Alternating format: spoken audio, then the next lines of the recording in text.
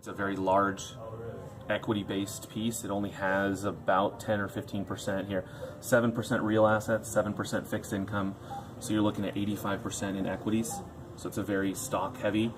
It's not as aggressive as you can get, but it is pretty aggressive. And then it breaks down in here and you can see what's in here. There's American funds, there's Harbor funds, JP Morgan funds, T. Rowe Price funds, Oppenheimer. You know, there's lots of different ones in here specifically. You know, Goldman Sachs. And these are all the institutional share classes of these. Even if you bought the 10,000 version, you're getting the institutional share cost, which is the best one in terms of efficiency. And return? How many percent? Return on this one here is...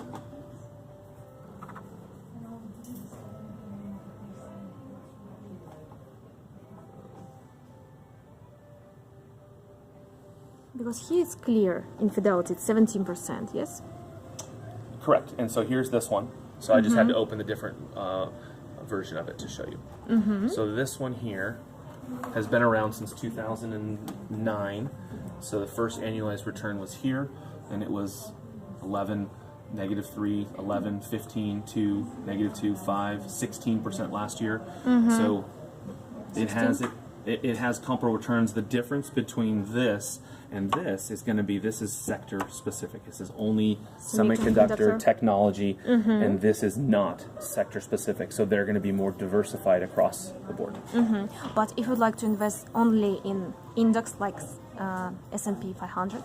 So if you wanted to do just an index fund, so that would be an ETF, and we can absolutely find an ETF that would be best suited for whichever index you want to follow. Okay, can we see a chart, please? I want to research the best ones that are out there and go through the performance. I don't have one saved. I have this model saved because this model is a solid model that I do recommend to clients, but I don't have an ETF on S&P specific handy. I can pull one up in 2 seconds, but will it be the best one, the one that I recommend? I don't know. Any, we can take a look. Just to see an example? Yes, yes. Okay. Yes, for example.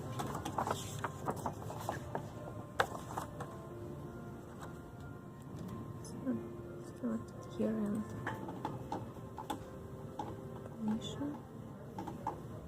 so S&P 500 index, 2,900. It's good.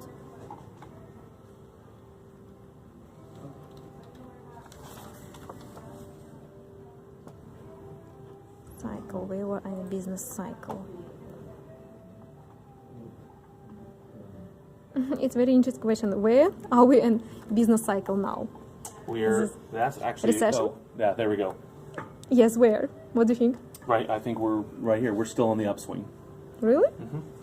We have Did not we reach peaked out and peak? don't. No? No. No yet? I mean, market's up again, almost 300 today. So it's really about a lot of factors beyond just when the market goes up and down.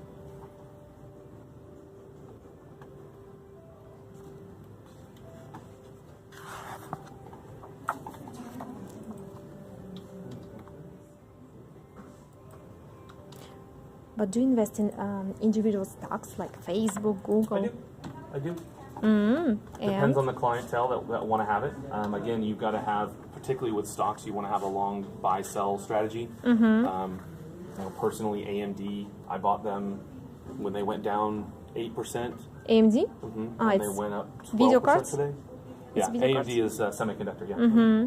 So it's really, if you're buying a specific stock, you either have to have a time or a price point and manage it very closely, because you're either buying it to hold and get dividends, or you want to sell it at the right time. And again, you're tying it to one company, one product maybe, but It's a risk.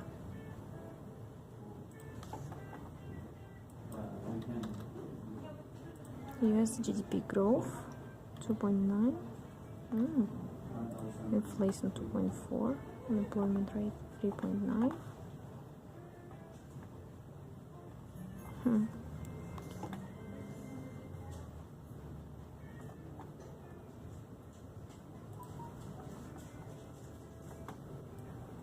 right, so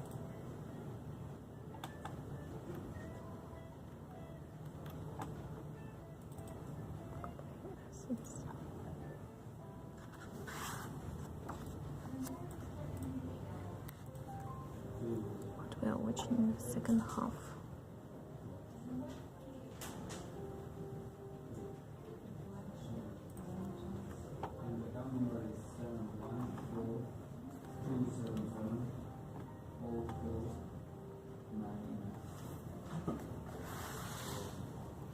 Here's an example of ETF.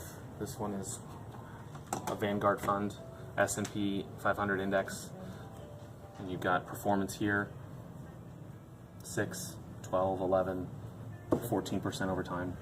So the reason people choose ETFs is because it's cheap. The cost for them to manage your fund is 0.04%, which is very low. These guys are anywhere from 0.8 for the institution all the way up to 1.9 for individuals. So the cost of the fund, the cost of them to do their job is called the expense ratio, and that's going to be in any fund that you find out there. But what about performance? How many percent? So again, this one here, 6%, 12, 11. That's the annual returns for this from Vanguard. And this, I mean, I just searched on Google for an ETF. And last year? Last year was 6%. Well, that's again, that's an annualized, so that's September 11. This is November 30th of last year to November 30th of this year. Only 6%? Correct. So anyway, it's less than this fund. This fund is higher, 17%. Well, again, this was as of September 30th. Yes. Because the printout from this was from September, so this does not include October's falls. So this one will probably be lower on the 1 year than 17. But again, this is 500 different companies, lots of different sectors. This is one sector. So let's say the China trade war starts up again and semiconductors take a big hit because they can't trade or invest in other countries. This fund will get hit hard. Yes. This fund will get hit, but not as hard because it has lots of other things in it besides just semiconductors. So volatility is less. Absolutely. S&P 500. Absolutely. Anytime you're invested in a semiconductor, in a specific industry or sector, you're going to have, absolutely, that's a risk. Now, sometimes it can be worth the risk. Like we talked about pharmaceutical things. Sometimes it can be worth it and sometimes it can't. Yes, you're right. But when you're in a specific company, that's taking that risk a step further. Like when you're talking about buying a specific stock, you are not only in that sector, you're in that company only. So you're tied to that company's performance. Yes, everything depends on this company. Sometimes that's good, sometimes that's bad. Sometimes it's dangerous. Yeah. So that's where we get things like a fund where the managers will buy and sell other funds, individual stocks, individual bonds, and they can buy and sell daily because they're transferring it to other performances with other platforms within their own firm. They're transferring it to other customers that they have. So they're able to buy and sell for you without an impact. Whereas if you hold a stock, sometimes there's emotional reason to stay with it or unfair reason to stay with it, right? No, I don't know. Everything, for me, everything depends on numbers. Yeah. If it's time to sell, it's better to sell. Yeah. If it's time to buy, it's better to buy. Well, if you are more focused on numbers, then Dimension funds are a great firm to look at.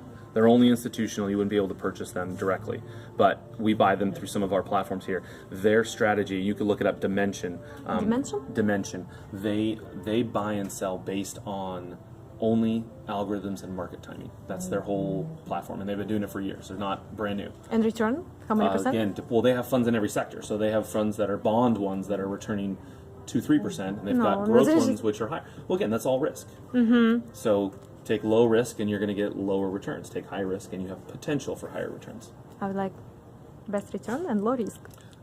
So again, that's where I would say it's kind of middle of the road, the moderate growth in income. That would be kind of what you're talking about. That would be more along the lines of what it would be.